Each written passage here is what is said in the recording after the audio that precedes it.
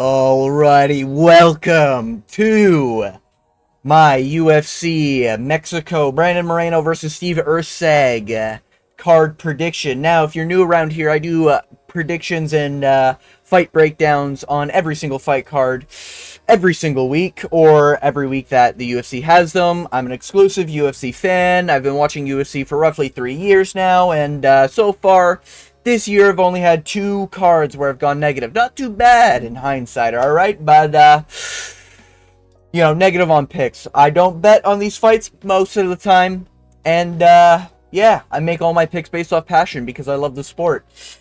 Man, do I love the sport. Ooh, just injecting it into my veins. Anyways, yeah, let's get into the fucking card now, shall we? Bit of a stinker, not gonna lie, but hey, it's Mexico. They gotta get the Mexican fighters. There's not really a lot of them left, just saying. Anyways, Jamal Emmers versus Gabriel Miranda. Now, okay, I don't look at odds, right? I'm going to assume Jamal Emmers is like this crazy favorite because, he was against Nate the Train, but as we all know, Nate the Train just, he embraced his heritage that night, and he got his first KO in UFC. True Giga Chad. He was like a plus 400, plus 500. He was a big underdog that night, but regardless, Nate the Train got it done. Jamal Emmers, since then, I don't think has really fought anyone, has he? I don't think he's fought anyone. Yeah, he got KO'd by Nate the Train and then took a year off. He's getting older. He's 35, I don't really like to see that, to be honest with you. And normally with Jamal Emmers, I'm thinking like, okay, he's a tall, rangy dude for the division at featherweight. He's really not. He's like, I think he's 5'9", 5'10". He's not even 6 foot. I'm not 6 foot. Hey, Jamal Emmers, this ain't an attack, brother. But, yeah, he's just not that, like, his reach isn't too bad, to be fair, But I think of him as this tall, lengthy dude, and he's really not. Like, I think of him of like, the featherweight Jalen Turner in terms of size, but he's really not, And Gabriel Miranda, a little bit of a BJJ nerd, kind of butt scoots everywhere. I think he's also coming off a KO. Who was it from? Morgan Charrier. That hasn't aged well, now has it? To be fair, Gabriel Miranda is, like, not that good. He really isn't that good. However, I do think it is kind of, like, I don't think Jamal Emmers is going to look like that minus 500, minus 700, whatever the fuck he's going to be set at.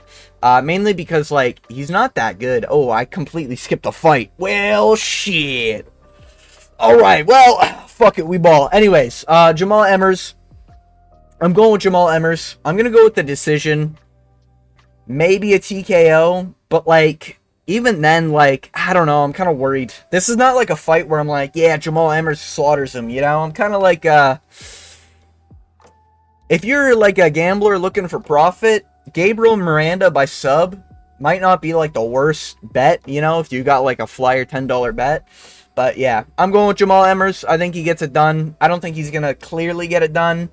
Maybe he gets a TKO or something, but I just mean it might look a little closer than I think a lot of people are thinking it's going to be based on the odds, and we've been seeing a lot of that recently, where a big favorite, Jordan Vucenic, the fuck, brother, shooting a takedown when you're winning on the feet, a little Leon Edwards of ya, brother. Anyways, yeah, I'm going Jamal Emmers. Anyways, moving on to the fight below it that I skipped by accident. Marquel Medeiros versus Austin Hubbard. Not much to say here. I think Austin Hubbard sucks. I think he's slow. I think he's a point striker, but he's like a tappy point striker who like kind of blitzes for. He's like a Cowlin Loughran, but like not as explosive. Not really anything to say much about Austin Hubbard.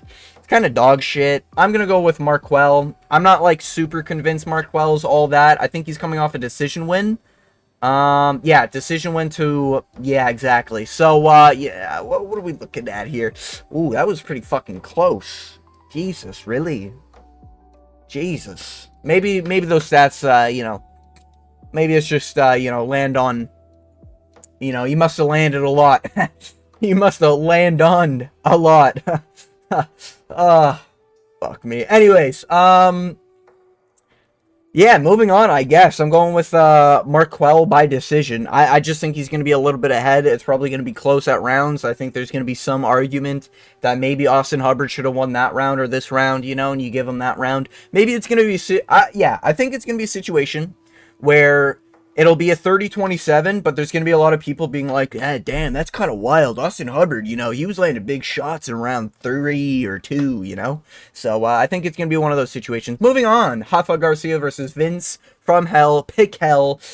The soy boy who doesn't like it when mean people like We Want Picks decides to make comments about his cardio, even though they were compliments. If you don't know the lore, We Want Picks, shout out to that channel. I love that channel. They were one of the first YouTube channels that got me hooked onto MMA. But they were basically breaking down a Vince Pichel fight and said, yeah, man, Vince Pichel, you know, he's a durable guy. He's got good cardio, great pace, whatever, but I don't trust the chin of a 40-year-old. Very valid reason, to be fair, from Vince Pichel. And then Vince Pichel basically called them like soy boy liberals, some dumb shit. I'm Canadian. I don't deal with this fucking politics, all right? Anyways, I'm going with Rafa Garcia. I mean, at the end of the day, Vince Pichel's fucking 42. You know, not everyone's Jim Miller. Not everyone's Jan Blachowicz, which got robbed, by the way. I'll stand on business. I think he got robbed. Anyways. Yeah, I'm going with Rafa Garcia. I think Rafa Garcia gets it done. Probably by TKO. Maybe even a KO, like a flatline KO situation. Vince Pichel, I think, is just too in his own head recently in his career. Is he coming off a knockout to someone? Decision with Ismail Bonfim. To be fair, Bonfim kind of sucks now. You know, canceled fight. He's inactive as fuck, too. Like, I don't really like that. Mark Madsen's beating you. Ugh, brother. Ugh, yeah, I don't like that, you know. So, yeah, I'm going with Rafa Garcia. I think Rafa Garcia gets it done. Now, Rafa Garcia isn't good. So, I'm not going to be surprised if Vince Pichel somehow edges like a 29-28, 30-27 decision. But I think Rafa Garcia should win this if he's going to be anything, you know. Vince Pichel, he's got a race advantage, I guess, you know, so that's something to look at. You know, he's probably a big underdog given his age, but, you know, Vince Pichel could, like, if you're looking for underdogs, Vince Pichel I don't think is a bad underdog. I just don't think he's, you know, he's inactive. It's been 2 years. He's now 42. He's kind of in his head a lot. He is really soy, like, a lot of red flags, you know. Anyways, moving on, Lupi Godinez versus Julia Polostri. Now, if you don't know, I do this high-tech method. By the way, this is probably the first time the crew's been able to see the background. Yeah, that's right. That's my basement. Anyways. Yeah, anyways. Going to my elite method of picking women's MMA. So far, out of the last 4 fights, the method is 3-1. Actually, I think 5 fights, it's 4-1, you know? So I think it's 4-1 in its last 5.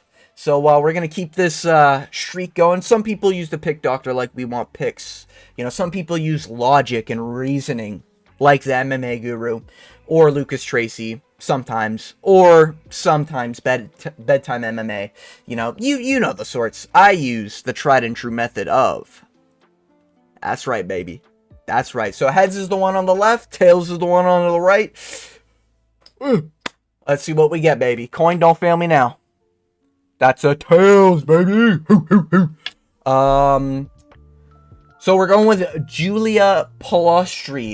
You know, she's a younger fighter. You know, she's the same height, so, like, I'm not too concerned. Big reach advantage here, guys. You know, easy 29-28 split decision. Sucks for Lupi. You know, a lot of people like her. It is what it is. Moving on. Christian Rodriguez versus Marquel Acosta. Christian Rodriguez, a little bit of a weird fella. You know, he's really good at fraud checking people, but he's really bad against anyone who's, like, good. You know, who did he just beat? Exactly. Juliana Rosa, he gets submitted by. Yeah, I remember that. Yeah. Isn't Juliana Rosa, like, 40 years old? You know, it just sometimes happens, you know? But, you know, he beat Cameron Simon. That was a good fight. He beat Raul Rosas Jr., you know, convincingly. He beat Isaac Dugarian. A lot of people call that a robbery, you know. I think there's a pretty good argument Isaac won that fight. But Christian Rodriguez is really good, and Costa kind of isn't that good, in my opinion. You know? I think he's coming off a sub win to Andre Philly. That's exactly what I thought. I don't like this quick turnaround. This was February. We're fighting in the end of March. Literally a month turnaround. I get it. He didn't take any damage.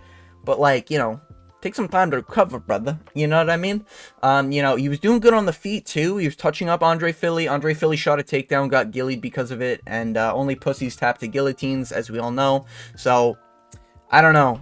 I don't think Acosta is going to get, like, anything on C-Rod. And I think Costa might, like... This turnaround kind of has me really big concerned. Because he might just gas out and try to, like, do the same thing he did last time. Like, really try to be explosive. Try to get in there in round one. And that's, like, what you don't want to do against Christian Rodriguez. You want to tire out. Not tire out. You want to convincingly win rounds while also monitoring your cardio, because Christian Rodriguez will very quickly smother you, and I think that's the way Christian Rodriguez has been beating all these prospects. A lot of them come in, think they'll just bulldoze him.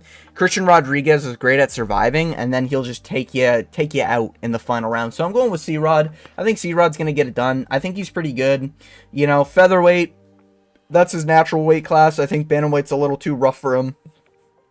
You know, reach advantage, everything like that. He's not like, he is kind of slow on the feet in terms of getting things going, but he will, like, fight. You know what I mean? Like, he will, like, stand down on business and try to fucking throw some bombs. You know? Costa, I think, has been finished before by TKO, if I'm not mistaken. I just can't trust it, you know? So I'm going with Christian Rodriguez. I think there's probably good value on a third round finish, I'd say, if I was a gambling man. But anyways, moving on. I'm going with Christian Rodriguez, third round finish. Moving on, Jose Medina versus Ataba Guatar. I'm going with Guatar. I think this is a debut. It is. Fuck me, I hate debuts. If you don't know, I'm not watching these fucking bums on the regional scene.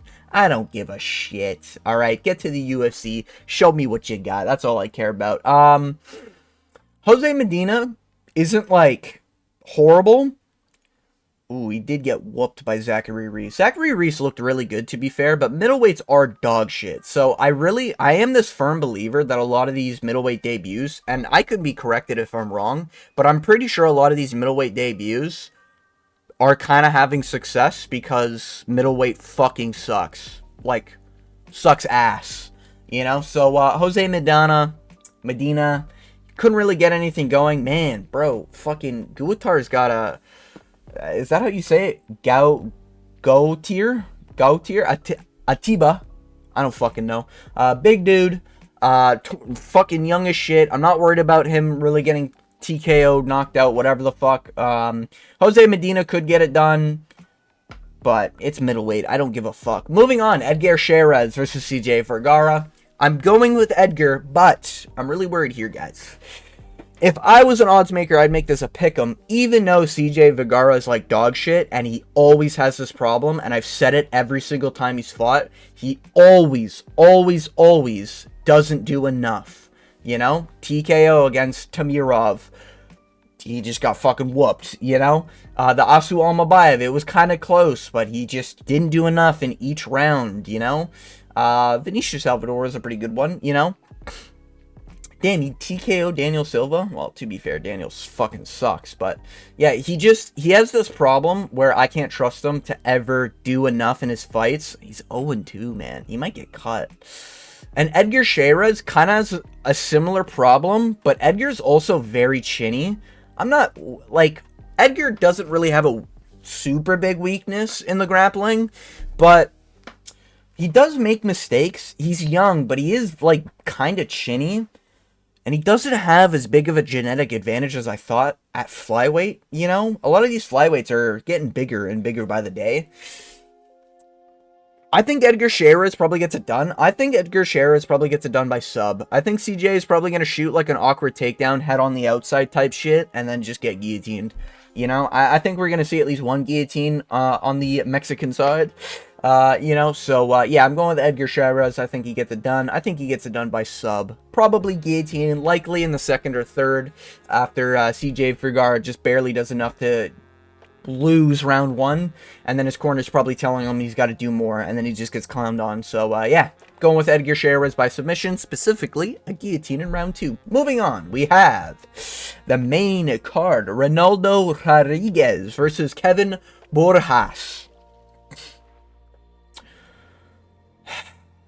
Fuck me, man. You know, there wasn't like a crazy amount of hype around Kevin Borjas, but I remember people genuinely liking this guy. Not Ronaldo. I don't give a fuck about Ronaldo. But yeah.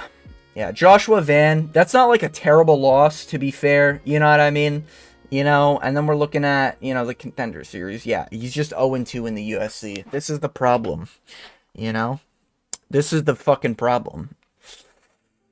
But Ronaldo's only fought bums. And Ronaldo, like, sucks. Like, Ode Osborne threw away a finish. And Ronaldo couldn't get a proper finish.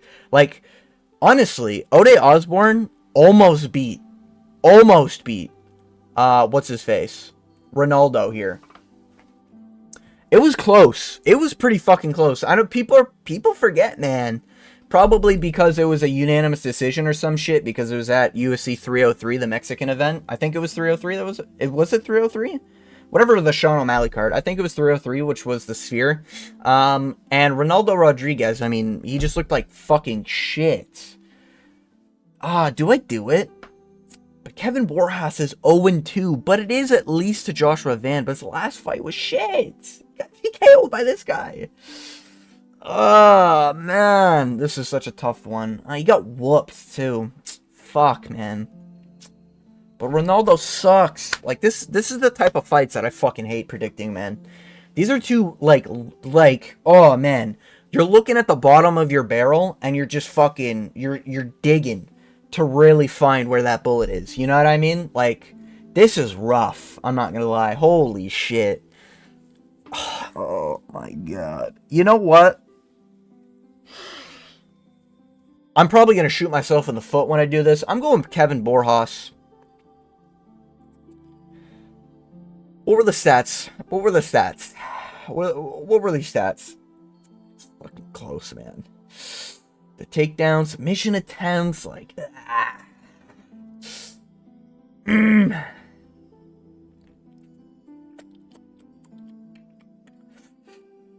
Ooh, this is tough. This is really tough. What are we looking at when we're looking at what's his name? What are we looking at when we're looking at Kevin Borjas's numbers that he put against Joshua Van? What are we looking at here? What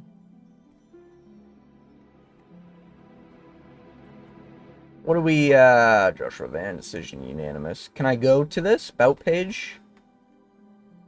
13% we're on. Jesus Christ. Yeah, he was probably a massive favorite. 3 rounds unanimous. Yikes, man. Yikes. Huh. Yeah, I'm gonna go with... I wish I could see numbers. There's probably a way, but I'm just fucking, like, brain dead. But he did survive, Josh. Joshua Van's really fucking good. I'm gonna go with Kevin Borjas. I'm doing it. Fuck it. I'm doing it. I know he got chinned in his last fight. I get it. I'm trusting that he's smart enough to get better. He's got a good reach advantage, man. And for flyweight, that's pretty good. Ronaldo almost got submitted 3 times. Ode Osborne sucks cock. Like, he is dog shit. Like, he is bottom of the barrel, poopy garbage. You know, he's the Garbador of the division. Kevin Borjas, he's been doing shit, but I'm gonna trust. I'm relying on Ronaldo being dog shit here. You know, I just think Ronaldo sucks, and I think in Mexico as well, Ronaldo's gonna get a little overzealous. Pink, you know, and I just think I think it'll be a club and sub situation, you know. So I'm going Kevin Borjas. 29-28, close decision. Moving on, we have David Martinez versus Simon Oliveira. It's a debut. Tell me there's another debut here, eh? Yeah. Fuck. Simon Oliveira sucks, so I'm just gonna go with David Martinez. I don't really care. This guy lost to who? Daniel Marcos. You got KO'd by Daniel Marcos, though. I think Daniel Marcos sucks. I'll keep it a buck. I think that guy's a bum. I think this guy fucking sucks, bro. Tony Gravely? Yeah, I don't really like that, you know? He's won his Contender Series. Yeah, this is just dog shit. We're gonna go with David Martinez. I'm gonna go with David Martinez, probably by 30-27 decision. Or TKO. To be fair, Simon Oliveira's been finished. Or is coming off a finish, but like, I don't know. David Martinez, this guy's a debut. I'm not fucking, bro, that reach is just like, bro, can we, oh my god, man. Can we get some surgery on these fucking lower weight divisions and just increase everyone's reach advantage? Holy shit, bro. 20 centimeters of reach? That's rough.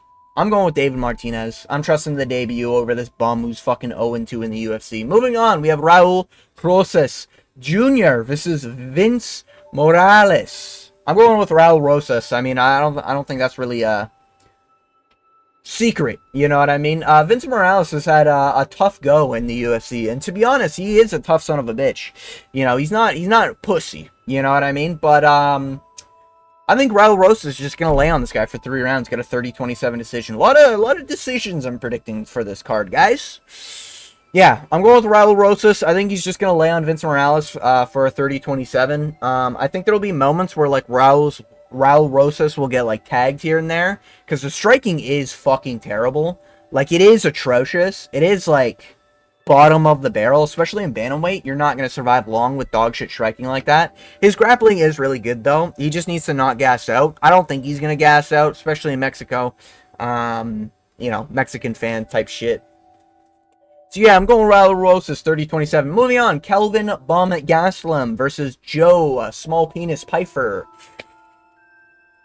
I'm going with Joe Pyfer by knockout. You know, I think it'll be a round 2 knockout. I think Kelvin Gastelum's gonna get fucking whooped in round 1 badly, like fucking really badly. He's gonna look like a fat slob of shit, fucking wobbling around all the place. And I get it, he's tough as shit. I don't even know if he's been TKO'd before. I can't think of a TKO off the top of my head. But man, when I'm seeing like these highlights of fucking Izzy versus Kelvin, or like Chris versus fucking Calvin, or what was it, like Sean Brady just fucking laying on him. Sean Brady's beat him. Joe Pyfer works with Sean Brady. You know, mathematically, it just makes sense. Yeah, Joe Pyfer's got to be the biggest favorite on this card. Kelvin Gastelum actually sucks. So I'm going with Joe Pyfer. I think he's probably going to get it done by knockout, though. And I think he probably gets it done in round 2. I think round 1, it'll be like, oh, Kelvin's, you know, he's getting tagged, you know, but man, what a chin on him. And then in round 2, it'll just be too much, and he's just going to get fucking smothered. You know, Joe Pyfer is really, really good. It's only when you have to provide something that makes Joe Pyfer quit. So you got to hold him against the cage for a long time, or you got to be able to, like, survive his fucking dangerous striking, you know, or you got to be able to stuff his takedowns. I don't think Kelvin's going to do any of that. He is just a bloated welterweight. He's going to get shit on. I think he's going to actually get fucking butchered in this fight. Absolutely butchered. Reach disadvantage, height disadvantage. You know, he's only getting older. He's been in a lot of wars, you know. Wars at fucking middleweight is what these OG fans call it. Just saying, guys, you know. Izzy Adesanya versus fucking Kelvin Gastelum. Dog shit fight. Gets in the Hall of Fame for some reason. Unreal. But Joe Pyfer, I do think, gets this done by second round TKO. Maybe even flatlines Kelvin. You know, there's probably going to be a lot of people going like a decision. I just think Kelvin's on his way out, and I think this is like his fucking exit door. You know, I think Joe Small Penis Pyfer is going to get it done. Gingers unite, brother. Anyways, moving on to the co-main event. Somehow this is a co-main event. Manuel Torres versus Drew Dober. The guy who submitted. The guy who beat one of my picks last card. He submitted Chris Duncan. Great grappling ability, to be honest with you. And this is like, this is a perfect setup for like a guillotine situation. where Drew Dober shoots like a sloppy takedown, because Drew Dober isn't a bad wrestler, but he makes bad decisions as a wrestler. You know what I mean? Like, sometimes he's shooting takedowns at really bad times to get reversed. I don't think Manuel Torres is going to reverse any positions. I do think he'll probably just accept the bottom if he gets taken down. I don't think Drew Dober's going to get put out. Manuel Torres kind of does suck. Reach advantage isn't like this crazy advantage. They're actually closer in height than I thought. Yeah, I'm going with Drew Dober. You know, I know Drew Dober's had a rough couple fights recently, right? Yeah, the Gene Silva one, that was a rough one. I get it. Featherweight. Renato Moicano, I get it. Featherweight. Like, rough run at in 2024, man. You know, really rough. But, you know, he did still KO Ricky Glenn in the first round. I know it's Ricky Glenn. Did get KO'd by a steamroller Favola. But, yeah, you know, you can't really blame him. It's a ginger. What can you do against a ginger's power? You know, if we're being real. But, I'm going with Drew Dober. I think he'll survive. I think it'll be... Man, I don't know. This is a tough one. I think it'll be... I want to say a 29-28, and I think it'll be close off the fact that Manuel Torres will probably get Drew Dober's back at least one of the rounds and have something like 3 minutes of control time, aka he wins the round, because all fucking fight fans care about, or all judges care about, are control time now, apparently, or distance covered in the octagon, which they wanted to showcase for Carlos Ulberg versus Jan Blachowicz in the third round, because Jan Blachowicz was whooping his ass. Anyways... Yeah, I'm going with Drew Dober. I think Drew Dober gets it done. I think he gets it done 30-27. No, sorry, 29-28. I think it'll be close. I think there's going to be risky moments, but yeah. I mean, at the end of the day, I could see Drew Dober getting a finish, but he is 36. This could be a situation where Manuel just has no fucking chin at all. Ignacio put him out. Ignacio looked really good in his last fight, to be fair. Yeah, I'm going with Drew Dober. You know? I think he gets it done by a decision or KO. Moving on, we have Brandon Moreno versus Steve Erceg. I'm going to be honest, Steve Erceg is getting gifted this fight. No idea why he took this fight. The Brandons are like, they're reserved for the elite of flyweight so that we can test to see who can beat Pantoja. Steve Erceg is now finally getting the Brandon test, and I don't think he passes. Brandon Moreno isn't that crazy of a fighter, don't get me wrong. Amir Albazi had 0 IQ and decided not to shoot a single fucking takedown. No idea why. Could not explain it in a billion fucking million years. Never be able to explain it. Amir Albazi just didn't shoot a fucking takedown once on Brandon Moreno. Brandon Moreno doesn't have terrible takedown defense. So I think he'll be fine against Steve Erceg. Like, I'm not worried about a sub tier. The main, like, moment, I think, here is that Steve Erceg got chinned really badly in his last fight. And Brandon Moreno is coming off 2 fights that he didn't look that great. He's not, like, terrible. And out of the Brandons, we know Roy Ball's the better Brandon. But Moreno still isn't bad. I think he's still a decent test. I feel bad for Erceg because I think Moreno's probably just going to whoop him for 5 rounds. Yeah, I think this is going to be one of those things where MMA math makes no fucking sense, and having a close fight with Pantoja means absolutely nothing. Brandon Moreno whoops your ass for 5 rounds. He out-scrambles you in the scrambling moments. Probably getting the back in some moments on Steve Erceg. Brandon Moreno used to be really good at getting to the back and just holding the back. He's kind of like gone pretty far away from that now, but it's still, like, he's still young. He's still close to prime, you know? Like, it's Mexico. He's got a reach advantage, and I like that against a guy like Steve Erceg, who just got chinned in his last fight. Don't think Brandon Moreno's going to put Steve Erceg's lights out unless Steve Erceg genuinely has no fucking chin, but yeah, I'm going Brandon Moreno. I think he's just going to whoop him. It's probably going to be a 4-1 decision, 5-0. Yeah, I mean, I'd be shocked if, like, Steve Erceg can pull off a finish, but there's a part of me that wants to go with Steve Erceg because he's not that bad, but he did kind of require bums to be in front of him, you know? And then when he fought Pantoja, I get it was close, like 3-2, but Pantoja still beat him, you know what I mean? It's like, I get it, but it's just like, you know? He's just not had the greatest performances. Great, he TKO'd Matt Chanel. Welcome to the club. You're getting KO'd by Kai Kara-France in what, the first round? Was it the first round? I think it might have been the second, actually. It was the first round, man. Yeah, I'm gonna go with Brandon Moreno. I think Brandon Moreno gets it done. I think he submits Pizza Boy.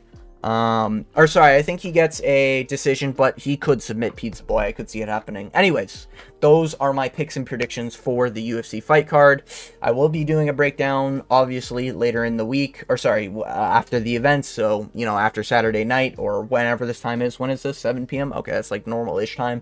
So yeah, stay tuned for that. But if you made it all the way to the end of this video, I want to thank you for watching. And as always, I hope you have jawline check. A good day.